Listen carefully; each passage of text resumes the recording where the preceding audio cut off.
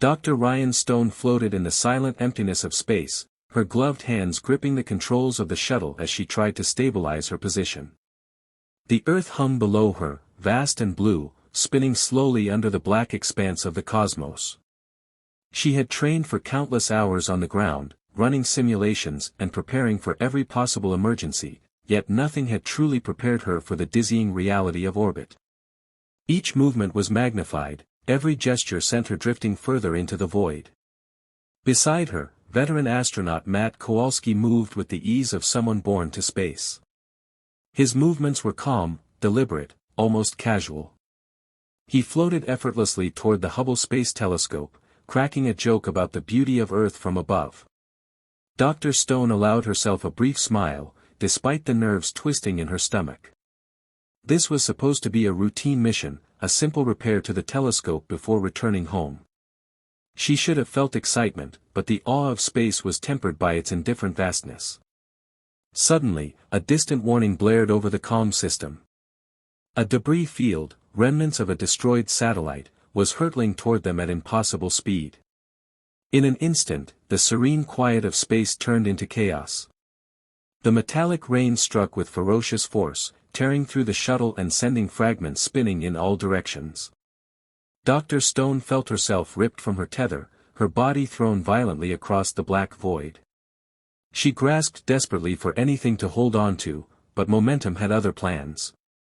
Matt shouted over the radio, calm but urgent, guiding her as debris flew past. She could see the Earth, impossibly far below, and the glittering debris, impossibly close, turning the sky into a deadly storm. One fragment struck the telescope, sending it spinning away from them, and another slammed into the shuttle, ripping open the cabin. Alarms blared, lights flickered, and the world she had trained for disintegrated in seco.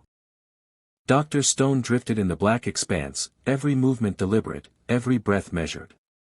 Her suit's life support hummed faintly, a fragile lifeline in a universe that showed no mercy. She scanned the wreckage around her, shards of the shuttle and fragments of the telescope spun endlessly, glittering like deadly stars. One wrong motion, one miscalculated push, and she could be torn apart or sent into the void with no hope of return. Matt stayed close, his presence a steady anchor in the chaos. Together they attempted to plot a course toward the International Space Station, the only nearby haven with functioning life support. But debris continued to streak across the orbit like an unrelenting storm. Each fragment carried enough force to obliterate them instantly. They were playing a game of survival against physics itself, the universe indifferent to their courage or training. At first, they managed to stabilize themselves, using the small thrusters of their suits to navigate through the spinning wreckage. Matt guided Dr. Stone, offering calm instructions, keeping her grounded despite the panic rising in her chest. She focused on the rhythm of his voice, letting it replace the chaos that threatened to overwhelm her. For a moment, it seemed that they might succeed, that they might reach the station alive. Then came a sudden, catastrophic collision. A large piece of satellite debris struck at high velocity. The force knocked Matt away from her, and in that instant, everything changed. Dr. Stone saw him tumbling helplessly, spinning uncontrollably into the distance. He reached for her, shouted words she barely heard, and then disappeared from view. The tether between them was gone. The reality of her situation crashed down on her. She was alone, floating in a vast, unfeeling expanse. Panic surged, her heartbeat threatening to overtake reason, but she forced herself to breathe, to think. Survival depended on movement, precision, and nerves of steel. She oriented hers. Dr. Stone floated through the corridors of the ISS, her movements careful, her mind racing with calculations. The station was stable for now, but she knew that stability was fragile. Every alarm panel and blinking light reminded her that one misstep could set off a chain reaction that would end her life. She checked oxygen levels, suit pressure, and propulsion systems. Everything seemed within limits, but only just. Her next challenge was clear: the only way back to Earth was to reach the Chinese space station, Tiangong. It was her only hope for a functioning shuttle capable of re-entry. She studied the maps, calculated distances, and prepared the limited thruster fuel in her suit for a controlled journey. Every maneuver had to be precise. A small error, and she would drift past the station, lost in orbit forever. The journey was far more dangerous than she anticipated. Debris from the previous collision continued to orbit the planet, small shards moving at incredible speed. Each strike could tear her suit, puncture her oxygen supply, or send her spinning into the void. At one point, a fragment brushed her suit, sending her tumbling uncontrollably. She struggled to regain control, barely managing to correct her trajectory with quick, sharp bursts from her thrusters. Her heart pounded with the force of near death, but she forced herself to focus. Panic would be fatal. Finally, she reached the docking corridor of Tiangong. Relief was brief.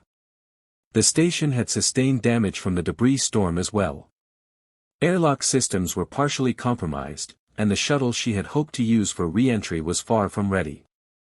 Dr. Stone moved with urgency, securing herself to handrails and assessing the situation. Every second counted, oxygen levels were dropping, and she could feel the weight of exhaustion pressing down on her. As she prepared the shuttle for takeoff, another obstacle appeared. The station itself began to spin unpredictably, jolted by collisions she hadn't anticipated. Dr. Stone's shuttle glided through the silent void, but relief was still distant. The Earth below was a spinning sphere of blue and white, breathtaking yet terrifyingly far. The atmosphere she needed to survive was just beyond reach, but the journey was not yet over. Every second mattered, every adjustment could be the difference between life and death. The shuttle systems were strained. Fuel was nearly depleted, oxygen dwindling, and the heat shield had sustained minor damage during launch. She had to focus, to calculate each maneuver precisely, or the descent could end in fire, or worse, in the cold emptiness of the ocean. Her hands trembled slightly, but her mind was sharp. Years of training and a lifetime of instinct guided her every move. As she entered the upper atmosphere, turbulence ripped at the shuttle. Violent shaking threatened to throw her off course, and alarms screamed warnings about heat and structural integrity. Dr. Stone gritted her teeth, clutching the controls, making tiny corrections, balancing thrust and angle. Flames licked the edges of the craft, threatening to consume it. Each heartbeat echoed in her ears, loud against the roar of the re-entry. Memories of the vast void above, the spinning debris, and Matt's final presence surged in her mind. She realized that fear was only natural, but survival required more than fear. It demanded focus, determination, and trust in her own skills. She adjusted the angle once more, letting the shuttle skim the edge of the atmosphere, using friction to slow her descent while preventing burn-through. The sky turned from black to the deep blues of high altitude, clouds forming beneath her. She was closer than ever to Earth's surface, yet danger remained. The shuttle was now a small speck falling through an immense sky, and she was entirely alone. Her breaths were measured, her heartbeat steady, each movement precise. She could feel the pull of gravity growing stronger, drawing her relentlessly downward, but